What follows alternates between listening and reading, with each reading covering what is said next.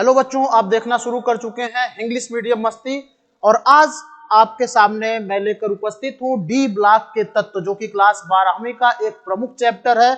और D block के तत्व में जो भी प्रमुख बातें हैं, कुछ मुख्य बिंदु हैं, उनको हम जल्दी जल्दी रिवाइज करेंगे। तो चलते हैं अपने स्लाइड की तरफ से। तो देखिए, ये पीरियोडिक टेबल है। पहले मैं आपको बता देना चाहता हूं कि इसमें डी ब्लॉक के तत्व कौन कौन से हैं।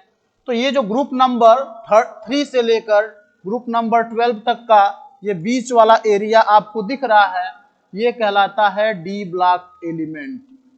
पहली बात है, ये कंफर्म कर लीजिए कि डी ब्लॉक एलिमेंट होते क्या है। तो ग्रुप नंबर 3 से लेकर ग्रुप नंबर 12 तक ये है डी ब्लॉक एलिमेंट। और अब चलते हैं हम अपने स्लाइड की तरफ। तो देखिए, परिचय हो जाए, डी ब्लॉक के तत्व क्या होते हैं।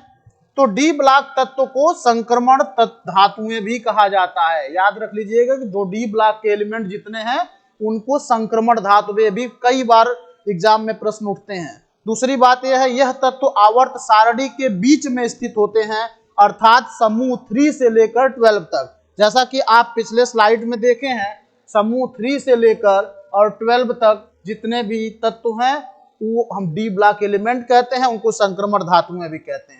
अगली बात क्या है?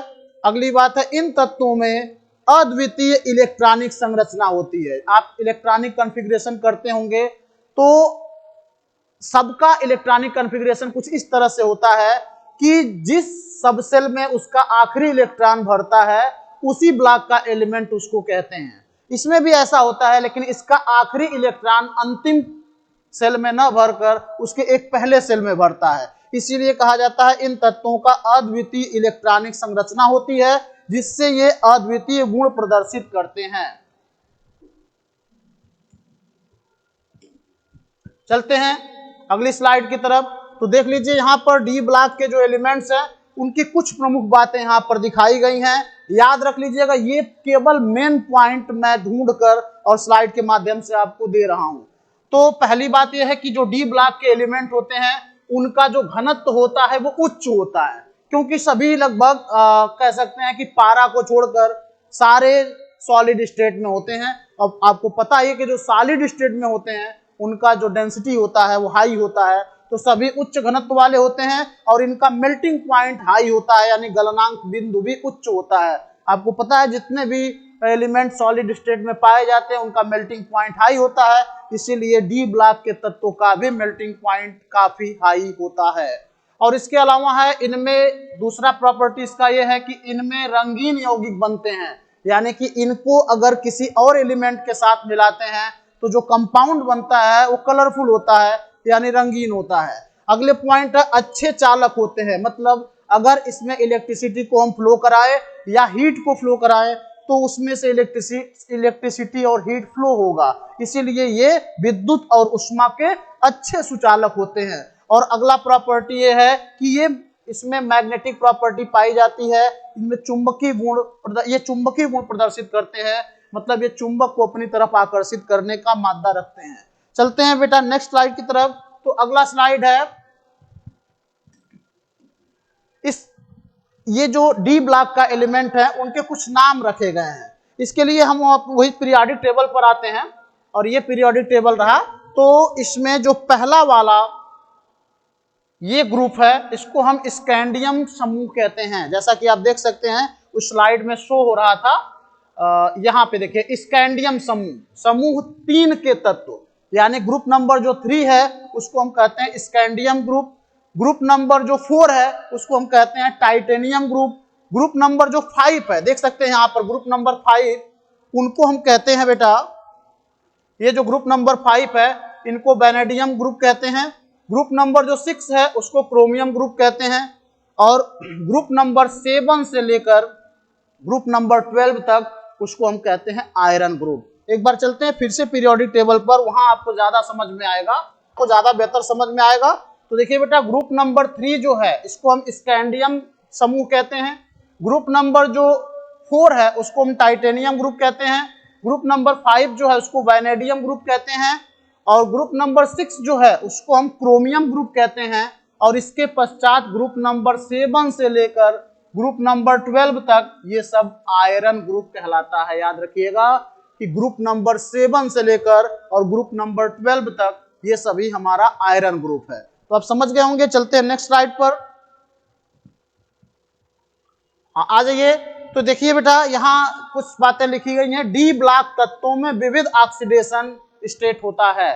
जैसे आप पढ़ते होंगे कि जो एस ब्लॉक के एलिमेंट है और जो पी ब्लॉक के एलिमेंट है, उनमें नॉर्मली एक ही ऑक्सीडेशन स्टेट पाया जाता है। जैसे मैं बात करूं सोडियम का, तो उसका ऑक्सीडेशन स्टेट +1 होगा। मैं बात करूं मैग्नीशियम का, उसका ऑक्सीडेशन स्टेट +2 होगा। लेकिन यहाँ पर तो ऑक्सीडेशन स्टेट कह सकते हैं कि फिक्स होता है बेटा, लेकिन जो डी ब्लॉक के एलिमेंट होते हैं उनमें विविध ऑक्सीडेशन स्टेट पाए जाते हैं। जैसे Fe का अगर हम एग्जांपल, जैसा नीचे लिखा भी गया है, Fe का एग्जांपल ले लें तो इसका ऑक्सीडेशन स्टेट +2 भी होता है और +3 भी होता है। आपने जब रेडिकल पढ़ते होंगे तो वहां देखते होंगे Fe का ऑक्सीडेशन स्टेट +2 भी होता है और Fe का ऑक्सीडेशन स्टेट +3 भी होता है। इसी तरीके से दूसरी बात यहां लिखी गई है, विभिन्न ऑक्सीडेशन अवस्था के कारण ये तत्व जटिल यौगिक बनाते हैं।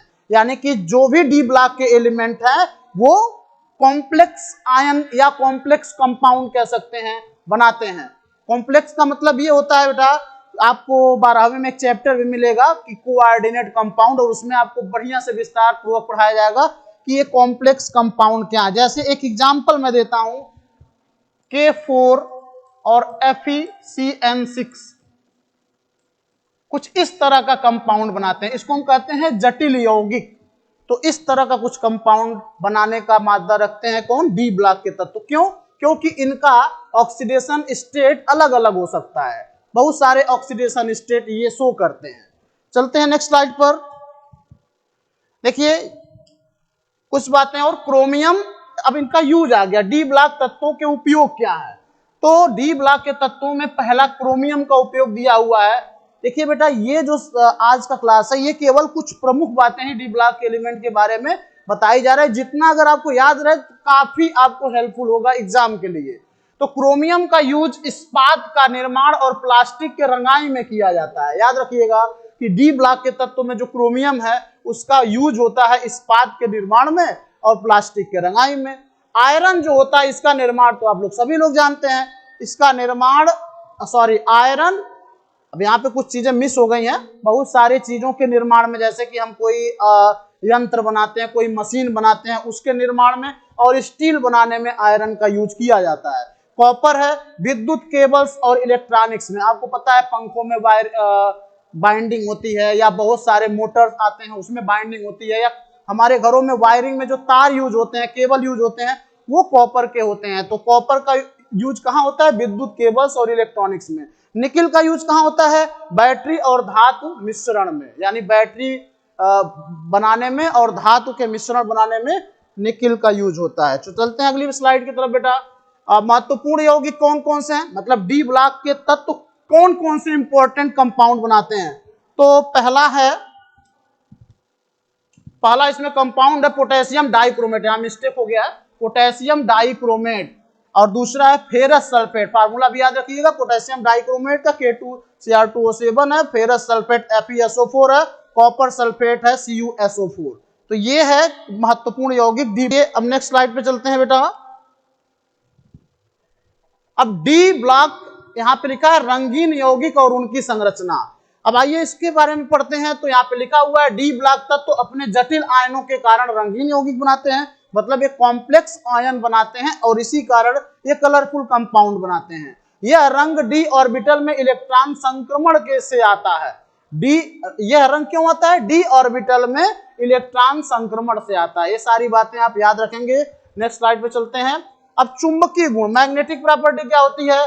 कहता है डी ब्लॉक के तत्वों में आमतौर पर ये पैरामैग्नेटिक होते हैं। और अब देखिए पैरामैग्नेटिक क्या होता है? तो पैरामैग्नेटिक वो होता है जो चुंबक की ओर अपनी ओर आकर्षित करता है। तो अधिकतर डी ब्लॉक के तत्व जो होते हैं वो पैरामैग्नेटिक होते हैं। अगला है डी ब्लॉक में अनपेयर इलेक्ट्रॉन के कारण यह चुंबकीय गुण उत्पन्न करते हैं। अब देखो चुंबकीय गुण कौन उत्पन्न करते हैं, कौन से तत्व उत्पन्न करते हैं?